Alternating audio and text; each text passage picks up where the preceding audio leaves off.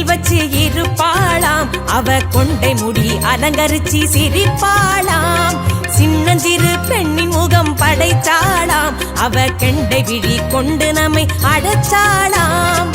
பொற்றாமரை குளத்தில் பூத்தவள், கற்றோர் சபை நடத்தி பார்த்தவள்.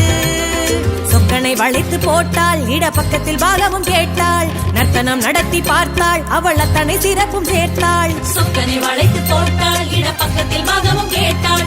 நர்த்தனம் நடத்தி பார்த்தாள், அவள் அத்தனை